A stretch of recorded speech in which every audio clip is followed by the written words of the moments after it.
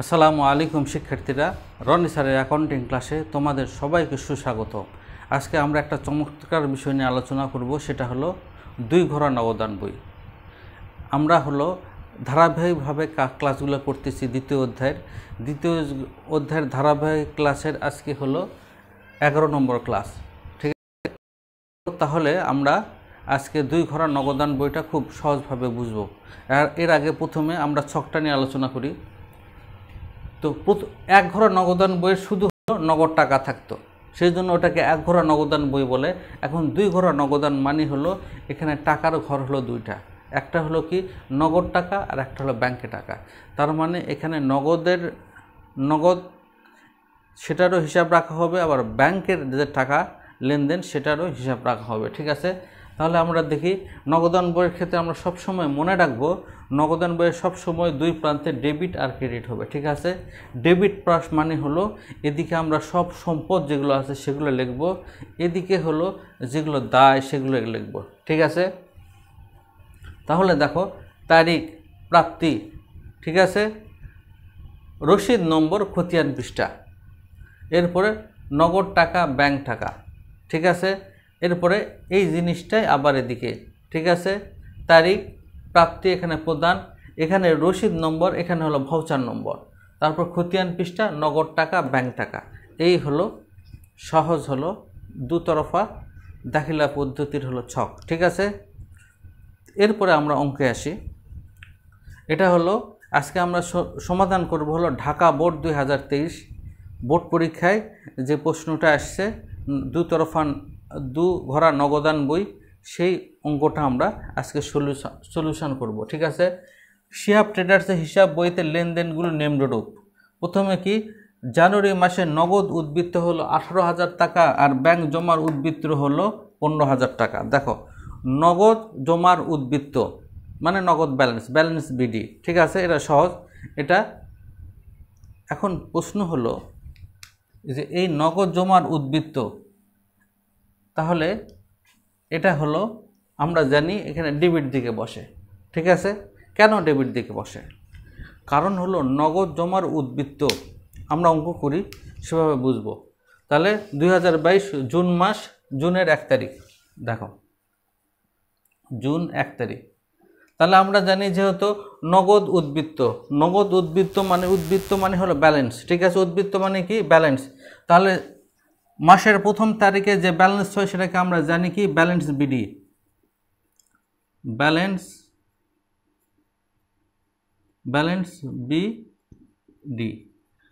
BD কত? নগদ জমার উদ্বৃত্ত কত?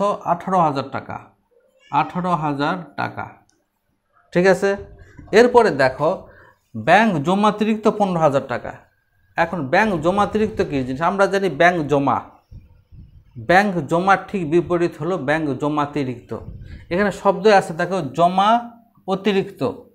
একটা হলো ব্যাংক জমা আর একটা হলো ব্যাংক জমা অতিরিক্ত। জমা অতিরিক্ত মানে কি, যখন ব্যাংকের গ্রাহক বা ব্যবসায় প্রতিষ্ঠান ব্যাংক থেকে যে জমা আছে তার চেয়েও বেশি টাকা উত্তোলন করে, সেটা হলো ব্যাংক জমাতিরিক্ত। আর এটা হলো দায়, কারণ ব্যাংক থেকে টাকা নিছে, অবশ্যই তো সেই টাকা তাকে পরিশোধ করতে হবে। ব্যাংক তাকে দিছে, এমনি দেয়নি, দায় হিসাবে দিছে, লোন হিসাবে দিছে।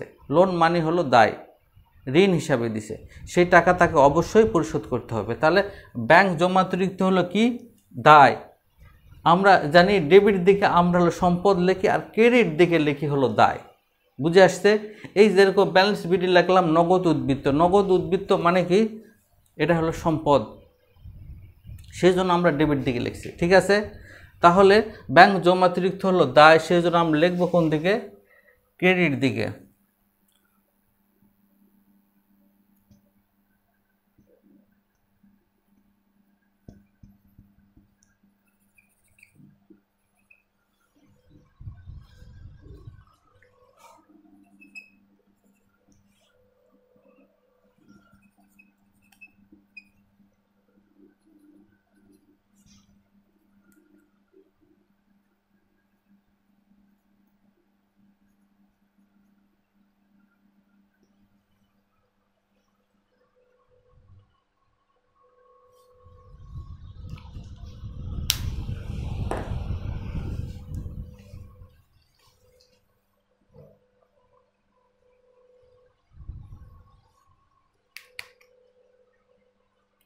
তাহলে জুন মাসের 1 তারিখ, ঠিক আছে, জুন মাসের 1 তারিখে ব্যাংক জমাতিরিক্ত, এটাও তাহলে আমরা কি প্রথম জুন মাসের 1 তারিখে হেড সবসময় কী হবে,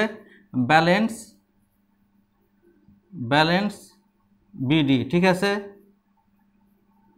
তাহলে এটা যেহেতু ব্যাংক জমাতিরিক্ত তাহলে হলো ব্যাংকের ঘরে বসবে 15,000, ঠিক আছে। এরপরে কি প্রাপ্য হিসাব হতে নগদ আদায়, দেখো প্রাপ্য হিসাব হতে নগদ আদায় 8,000 টাকা এবং চেক মারফত আদায় হলো 11,500 টাকা। এটা খুব ইম্পর্টেন্ট, দেখো বোঝার আছে। এটা প্রাপ্য হিসাব হতে নগদ আদায় কত, 8,000 টাকা এবং চেক মারফত আদায় হলো 11,500 টাকা। তাহলে প্রথম হলো দেখো আমরা এদিকে কি লিখব, এদিকে লিখব টাকা আসছে, আর এদিকে লিখব টাকা এদিকে কি লিখব, প্রাপ্তি মানে নগদ প্রাপ্তি, ব্যাংক প্রাপ্তি মানে নগদের টাকা আসলে, ব্যাংকের টাকা আসলে আমরা এখানে লিখব, ঠিক আছে।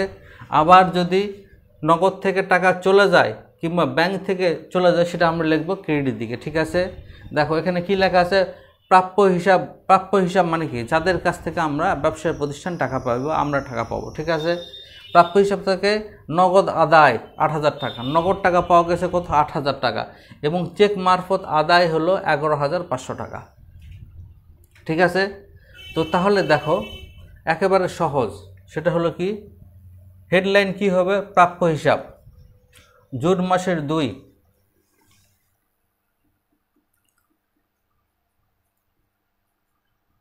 প্রাপ্য হিসাব, ঠিক আছে, প্রাপ্য হিসাব। আচ্ছা এখন টাকা কত হবে,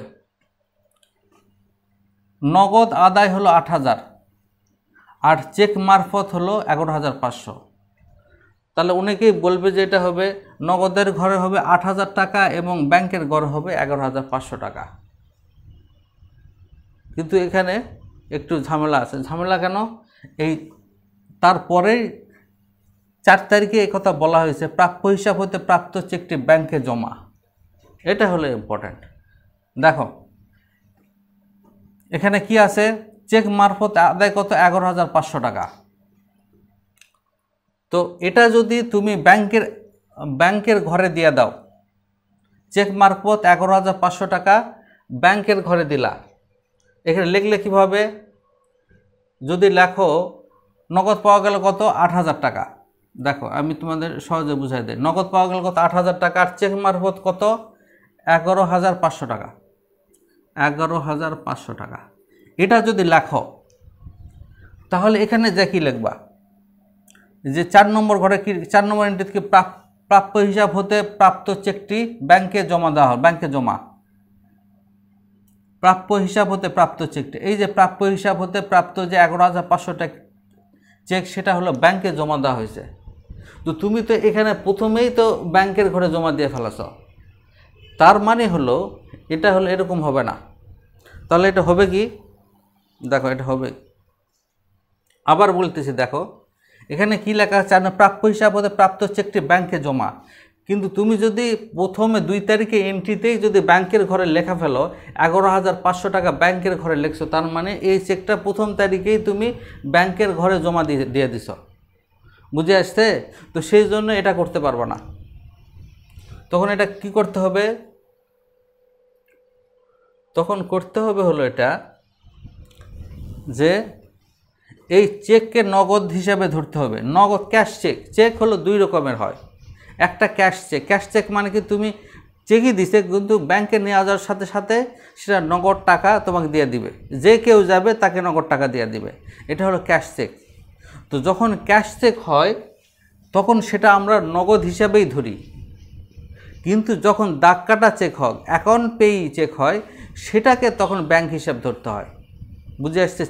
চেক হলো মূলত আমাদের নগদান বোর্ড ক্ষেত্রে 2টা মাথা সবসময় রাখতে, এটা ক্যাশ চেক, এটা নগদ চেক না দাগ কাটা চেক, এটা ক্যাশ চেক না account pay cheque. Cash cheque যদি হয় তাহলে সেই চেকটাকে আমরা নগদ টাকা হিসাবে ধরব, আর যদি অ্যাকাউন্ট পে চেক হয় সেটা হলো ব্যাংকে জমা দিতে, ব্যাংকের ঘরে বুঝে আসছে। তাহলে এখন হলো এটা হলো ক্যাশ চেক, এটা বোঝা যাচ্ছে। এটা প্রথমে আমরা কি করব, এখানে যেহেতু দেখো 4 তারিখে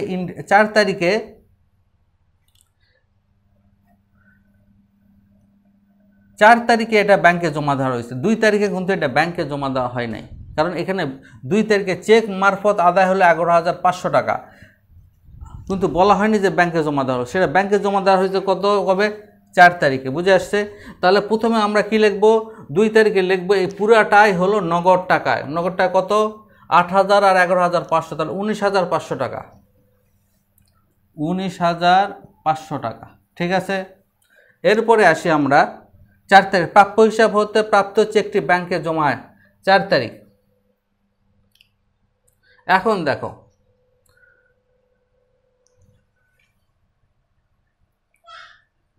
এখন কি 4 তারিখ, দেখো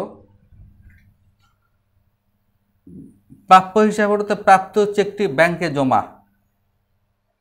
ঠিক আছে, দেখো এখানে গুরুত্বপূর্ণ জিনিস হলো, তাহলে আমরা হলো পুরাটাকেই আমরা হলো কি করেছি,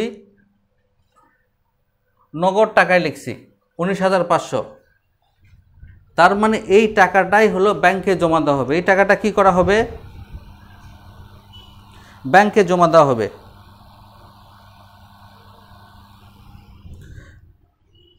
তাহলে ব্যাংকে জমা দেওয়া হলো, ব্যাংকে জমা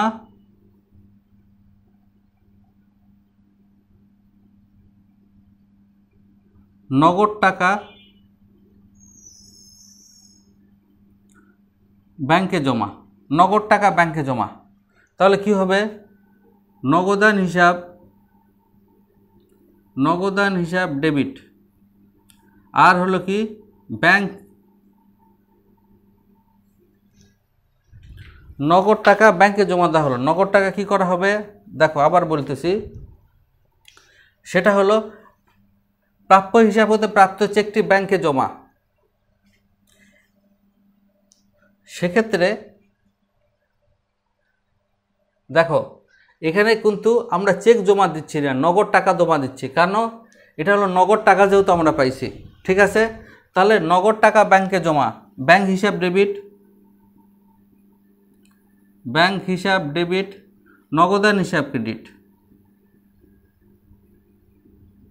ঠিক আছে, এটা হলো জাবেদা হবে। তাহলে কি হলো, ব্যাংক হিসাব ডেবিট, ডেবিটের ঘরে কত বসবে,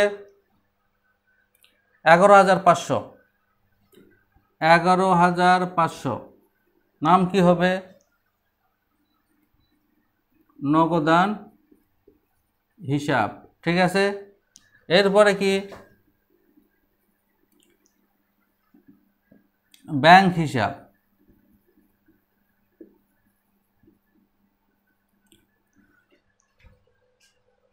ব্যাংক হিসাব কত টাকা, 11,500, নগদান হিসাব ক্রেডিট, নগদের ঘরে বসবে 11,500। দেখো আবার বলতেছি, এটা জটিল। প্রাপ্য হিসাব হতে নগদ আদায় 8,000 টাকা এবং চেক মারফত আদায় হলো 11,500। দেখো এই 4 নম্বর যদি এন্ট্রি না থাকতো, তাহলে এটা আমরা 11,500 সরাসরি ব্যাংকের ঘরে বসাই দিতাম, তাহলে ঝামেলা শেষ হয়ে যেত। কিন্তু এখানে বলছে কি, এখানে বলছে চেক মারফত আদায় হলো 11,500 টাকা। 4 তারিখে আসা বলতেছে প্রাপ্য হিসাব হতে প্রাপ্ত চেকটি ব্যাংকে জমা। বুঝে আসছে? এখন হয়েছে এটার কারণে জটিল হয়েছে। কি জটিল হয়েছে? প্রথম কথা হলো যে এই 11,500 কখনোই তুমি ব্যাংকে জমা দিতে পারবে না 2 তারিখে। কেন দিতে পারবে না? কারণ হলো ব্যাংকের ঘরে লিখতে পারবে না। 11,500 2 তারিখে ব্যাংকের ঘরে লিখতে পারবা না। চেক মারফত আদায় 11,500 টাকা। কেন? কারণ বলতে 4 তারিখে সেটা ব্যাংকে জমা দেওয়া হয়েছে, তুমি তো 2 তারিখে সেটা জমা দিতে পারবে না। বুঝে আসছে? তো সেই জন্য আমরা কি করছি, 8,000 এবং 11,500 দুটাই হলো আমরা নগদান হিসাবে লিখছি, নগদ ক্যাশ টাকা হিসাবে ধরছি। এরপরে আসে বলতেছে 4তে প্রাপ্য হিসাব হতে প্রাপ্ত চেকটি ব্যাংকে জমা। তুমি নগদান চেক যদি ব্যাংকে জমা দাও, নগদ ক্যাশ চেক ব্যাংকে জমা দিচ্ছ, বুঝছো আমার কথা? সেটা তখন হয়ে যাবে কন্ট্রা এন্ট্রি, বিপরীত দাখিলা। তার মানে সেটার জাবেদা হবে নগদ টাকা ব্যাংকে জমা দিলে যেটা হবে সেটা। ঠিক আছে? তো নগদ টাকা ব্যাংকে জমা দিলে নগদ টাকা ব্যাংকে জমা, ব্যাংক হিসাব ডেবিট আর নগদান হিসাব ক্রেডিট, এটা হলো জাবেদা। ঠিক আছে, এরপর 9 নম্বর কি, 9 নম্বর কি বলেছে, পণ্য ক্রয় 28,000 টাকা, যার মধ্যে 9,000 টাকা নগদে পরিশোধ করা হলো। পণ্য ক্রয় করা হয়েছে 28,000 টাকা, আমাদের কিছু যায় আসে না। আমরা এখানে কী নিয়ে কথা বলতেছি, নগদ নিয়ে কথা বলছে। নগদ কত, যার মধ্যে 9,000 টাকা নগদে পরিশোধ করা হয়েছে, শুধু এই 9,000 টাকা আসবে, আর কিচ্ছু আসবে না। তাহলে ঠিক আছে, 9 তারিখ দেখো পণ্য ক্রয়, পণ্য ক্রয় মানে কি, পণ্য ক্রয় করতে টাকা চলে যায়, তাহলে এটা বসবে কোন দিকে, বসবে হলো ক্রেডিট দিকে। কোথায় বসবে, ক্রেডিট দিকে বসবে। ঠিক আছে, তাহলে পণ্য ক্রয় 9 তারিখ, 9 তারিখ পণ্য ক্রয়, ক্রয় হিসাব, ক্রয় হিসাব, নগদে পরিশোধ, নগদ টাকা চলে গেল কত, 9,000, বুঝে আসছে। এরপরে কি 20 নম্বর, চেক মারফত বিদ্যুৎ বিল পরিশোধ করা হলো। বিদ্যুৎ বিল পরিশোধ, তার মানে টাকা চলে গেছে। কোথা থেকে টাকা গেছে, চেক মারফত, মানে ব্যাংক থেকে টাকা গেছে। আর টাকা গেলে আমরা এই পাশে লিখি কত, 20 তারিখ 20, বিদ্যুৎ বিল হিসাব,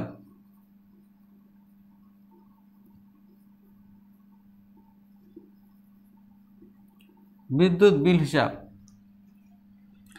চেক মারফত আছে, তাহলে হলো 2,000 টাকা।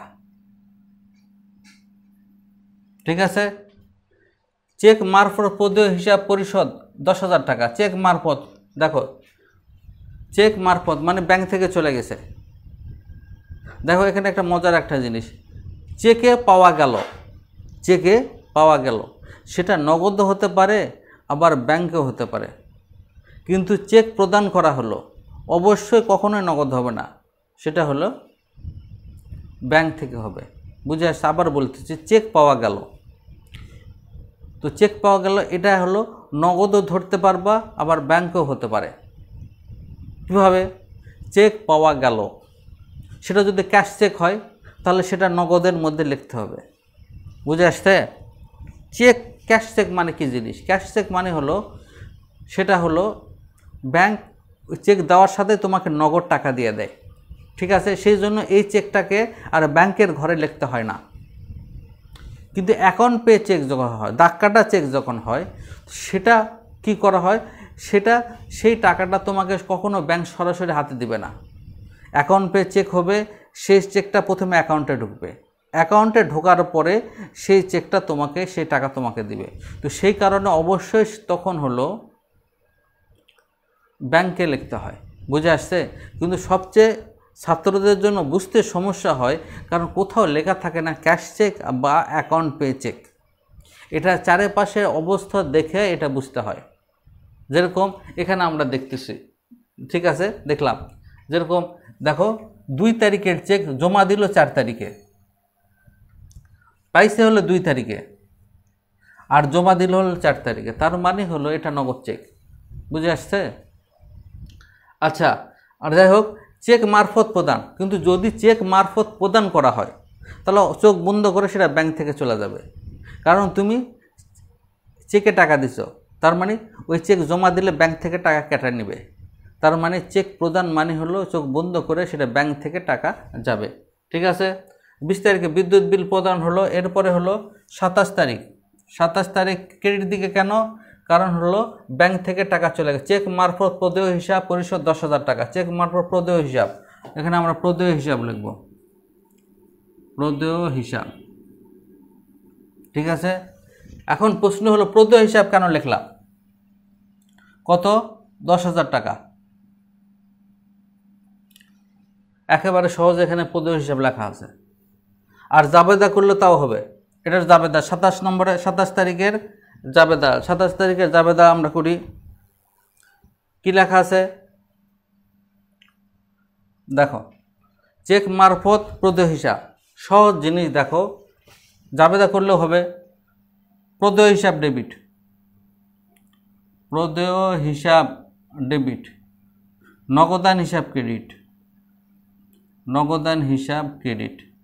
ঠিক আছে, তাহলে নগদান হিসাব কেন ক্রেডিট? নগদ টাকা চলে গেছে। প্রদেয় হিসাব সাধারণভাবে ক্রেডিট হয়, প্রদেয় হিসাব হলো দায়, কিন্তু এখানে যেহেতু প্রদেয় হিসাব কমে যাচ্ছে, কারণ প্রদেয় হিসাব থেকে টাকা পাইতেছ, সেই জন্য প্রদেয় হিসাব ডেবিট হয়েছে। ঠিক আছে, তুমি জাবেদা করেও অঙ্ক করতে পারো। তাহলে এটা হলো কি হবে, এই যেহেতু নগদ টাকা চলে গেছে, নগদান, নগদের ঘরে আমরা লিখছি, সরি এটা নগদান হবে না, সরি,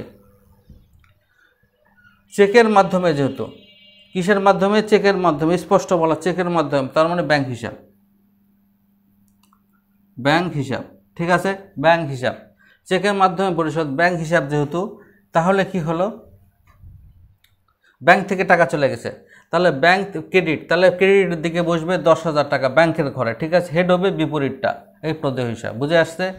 এটা হলো জাবেদা করা। আর তাছাড়া একবার ডাইরেক্ট করতে পারো, চেক মারফত প্রদেয় হিসাব পরিশোধ 10,000 টাকা, তাহলে প্রদেয় হিসাব হেড, তাহলে প্রদেয় হিসাব হেড দিয়ে দিলা। তারপরে কি, চেক মারফত মানে ব্যাংক থেকে টাকা চলে গেছে, ব্যাংক চলে গেলে ক্রেডিট দিকে, ব্যাস 2 হিসাবে বুঝে দিলাম। তো 27 নম্বর হলো।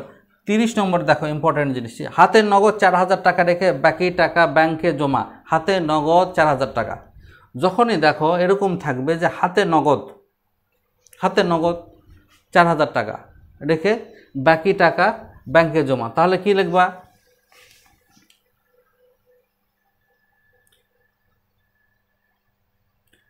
হাতে নগদ মানে নগদান হিসাবে 4,000 টাকা রাখতে হবে। ঠিক আছে, তাহলে আমরা 30 তারিখ লিখি, 30 তারিখ লেখা আছে।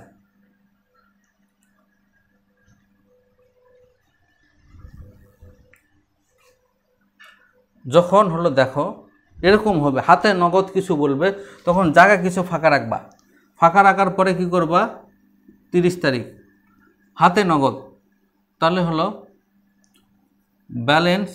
এখানে আমরা প্রথমে কি লিখছি, প্রথমে লিখেছি হলো ব্যালেন্স বিডি। জুন মাস কি, January February March April May June, June মাস হলো 30 তারিখের, তাহলে হলো ব্যালেন্স সিডি। মাসের প্রথম তারিখে ব্যালেন্স হয় বিডি, মাসের শেষ তারিখে ব্যালেন্স হয় ব্যালেন্স সিডি। ঠিক আছে, ব্যালেন্স সিডি কত টাকা, এই 4,000 টাকা, আস্তে করে এই 4,000 টাকা লিখে রাখা, ব্যাস এটাই হলো, এটা যে 4,000 টাকা আমরা মাসের শেষে রাখলাম, বাকি রেখে বাকি টাকা ব্যাংকে জমা দেন। ঠিক আছে,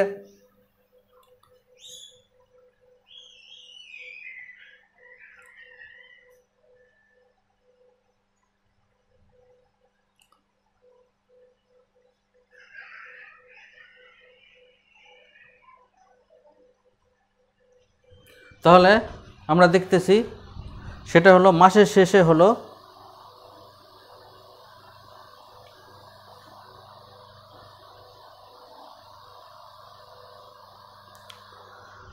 তাহলে কত টাকা আমরা রাখতেছি, 4,000 টাকা। এরপর আমরা ব্যালেন্স করব। ঠিক আছে,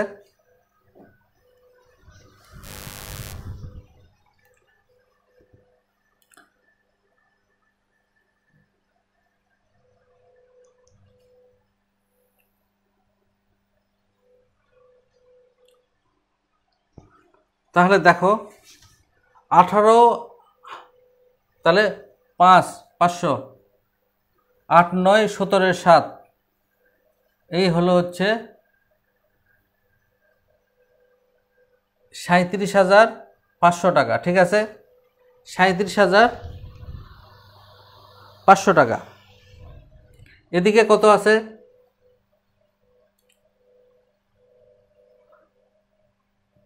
দেখো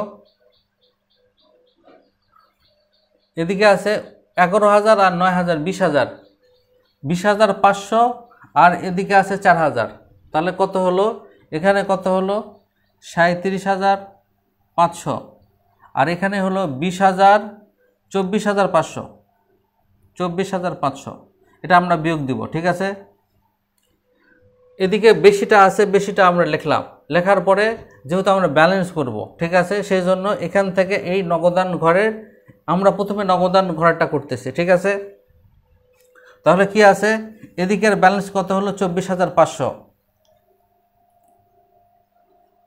4, 3, 7, এই 13,000, এই 13,000 কি করব আমরা, এখানে লেখা আছে 30 তারিখ হাতে 4,000 টাকা রেখে বাকি টাকা ব্যাংকে জমা। ঠিক আছে, তার মানে ব্যাংকে জমা দিতে হবে। তাহলে এটা হলো ব্যাংকে জমা। ঠিক আছে, ব্যাংকে জমা 30,000 টাকা। যদি ব্যাংকে জমা কত টাকা দিতে হবে? 13,000 টাকা। কত দিতে হবে? 13,000। ঠিক আছে,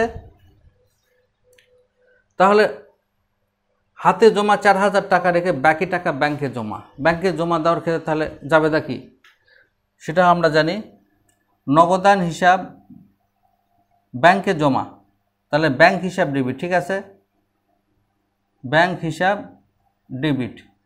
এরপরে কি? নগদান হিসাব ক্রেডিট, নগদান হিসাব ক্রেডিট। ঠিক আছে, আর যে কোনো কোনটা এন্ট্রিতে তোমরা ক লিখবা। ঠিক আছে, এরপরে কি? তাহলে বাকি টাকা ব্যাংকে জমা, তাহলে ব্যাংক হিসাব ডেবিট, তার মানে ব্যাংকের ঘরে কত টাকা আসবে? 13,000। 13,000। ঠিক আছে, লিখব কি? নগদান হিসাব, কারণ আমরা জানি বিপরীতটা লিখতে হয়। ঠিক আছে, লিখলাম কি? ব্যাংকের ঘরে 13,000 টাকা, কারণ ব্যাংকে জমা দেওয়া হলো। আর হেড হবে কি? বিপরীতটা, নগদান হিসাব। এরপরে কি? নগদ, যেহেতু নগদ টাকা চলে গেছে সেই জন্য নগদের ঘরে লিখব কত? 13,000। 13,000 এটা লিখব কি? ব্যাংক হিসাব, কারণ বিপরীতটা লিখতে হবে। ঠিক আছে, ব্যাস। তাহলে এখন দেখো, এদিকেও 37,000, এদিকেও 37,000, এদিকেও 37,500, এদিকেও 37,500। ঠিক আছে, কেন দুই দিকে মিলাতে হলো? কারণ হলো, দেখো আমরা সবসময় জানি যে ডেবিট ক্রেডিট সবসময় সমান হয়। জাবেদার ক্ষেত্রে, খতিয়ানের ক্ষেত্রে, সব ক্ষেত্রে ডেবিট ক্রেডিট পরস্পর সমান, কারণ দুতরফা দাখিলার পদ্ধতির বৈশিষ্ট্য হলো এটা। তো সেহেতু এদিকে ডেবিট দিকে 37,500 হয়েছে, এখন ক্রেডিট দিকেও 500। এখন ব্যালেন্স সিডি হয়েছে, এটা আমার করতে হবে কি? ব্যালেন্স বিডি পরবর্তী মাসে স্থানান্তর করতে হবে। জুন, এটা হলো জুলাই, জুলাই, জুলাই মাসের 1 তারিখ। ঠিক আছে, কত? 1 তারিখের ব্যালেন্স কি হয়? 1 তারিখে ব্যালেন্স সবসময় ব্যালেন্স বিডি হয়। ঠিক আছে, তাহলে আমরা লিখবো balance BD, balance BD, balance BD কত? 4,000 টাকা। ঠিক আছে, এরপরে আমরা নগদার বের করলাম। এরপরে আমরা করব কি? এরপরে আমরা করব হলো, এখানে আছে কত? 11,000 আর 13,000, তার মানে 24,500। আর এখানে আছে হলো হচ্ছে 10 আর 15, 25, 27,000। ঠিক আছে, তাহলে এখানে ক্রেডিট দিকটাই বেশি আছে, তাহলে ক্রেডিট যেটার বেশি আছে সেটা আমরা প্রথমে যোগ করব। ঠিক আছে, 15 আর 2 17 আর 10 27, 27,000। ঠিক আছে, এদিকে কত আছে? তার মানে পেলাম কত? 27,000। এদিকে কত আছে? 11,000 আর 13,000, তার মানে 24,500। এদিকে কত আছে? 24,500। তাহলে 27,000কে 24,500 বাদ দিলে কত হয়? এই 500, এই 2,500। কত? 2,500। এটাই হলো ব্যালেন্স সিডি।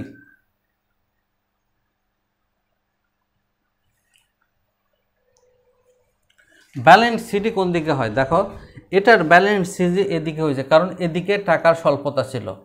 এখন হলো এখানে টাকার স্বল্পতা, সেই জন্য ব্যালেন্স সিডি এটার এদিকে হবে। ঠিক আছে, যেদিকে টাকা কম সেদিকে ব্যালেন্স সিডি হবে। ঠিক আছে, কত? 2,500 টাকা। তাহলে কত হলো? এই 27,000 পুরো হলো। ঠিক আছে, কারণ আমরা সবসময় জানি ডেবিট ক্রেডিট পরস্পর সমান হবে। তাহলে এদিকে যদি এটার ব্যাংকের ঘরে ব্যালেন্স সিডি যদি এদিকে হয় তাহলে বিডি হবে এদিকে। ঠিক আছে, জুলাই 1 তারিখ ব্যালেন্স বিডি কোন ঘরে বসবে? ব্যাংকের ঘরে। কত? 2,500 টাকা। বুঝে আসতে? সবসময় মনে রাখবা কি, ব্যালেন্স সিডি যেটা হবে ব্যালেন্স বিডি তার ঠিক বিপরীত হবে। যেরকম এটা কি হয়েছে, ক্রেডিটের ঘরে হয়েছে ব্যালেন্স বিডি, তাহলে এটা নগদানের টাকা, নগদ টাকা। তো এই টাকা ব্যালেন্স বিডি হবে হলো হচ্ছে ডেবিট পাশে 4000 নগদের ঘরে। আবার কি হয়েছে, ব্যালেন্স সিডি হয়েছে ডেবিট পাশে, সেটা ব্যাংকের ঘরে 2500 টাকা। তো সেটা সিডি হবে কি ক্রেডিট পাশে, বিডি হবে, এটা সিডি ছিল, সিডি পরের মাসে যা হয়ে যায় বিডি। জুলাই মাসে 1 তারিখে বিডি হয়েছে, বসবে কোথায়, ব্যাংকের ঘরে। বুঝে আসছে? এই অঙ্ক শেষ। তো এই হলো 2 ঘোড়া নগদান বই। ঠিক আছে, এই অঙ্কটা কিছুটা জটিল ছিল, তো তারপরেও সহজভাবে বোঝানোর চেষ্টা করা হয়েছে। ঠিক আছে, এরপরেও যদি তোমাদের কোনো সমস্যা থাকে তাহলে ফেসবুকে যোগাযোগ করতে পারো কিংবা ইউটিউবে যোগাযোগ করতে পারো। ঠিক আছে, ফেসবুক এবং ইউটিউবে দুটারই নাম হলো রনি স্যার অ্যাকাউন্টিং। ঠিক আছে, তাহলে অবশ্যই আল্লাহ তোমাদের ভালো রাখুক। আজকে এই পর্যন্ত, আল্লাহ হাফেজ।